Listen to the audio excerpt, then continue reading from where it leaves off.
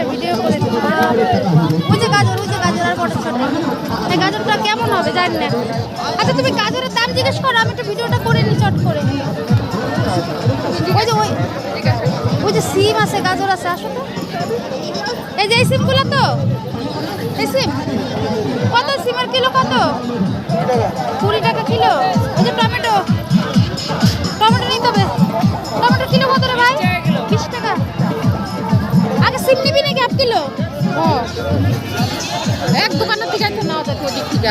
হ্যাঁ, এক দোকান থেকে সব নেওয়া যেত। এই যে ওইখান থেকে হাফ কিলো সিম নেই, এখান থেকে টমেটো না, ভালো ভালো আছে। নেই বাস না, ওই যে প্যাকেট দিচ্ছে, প্যাকেট।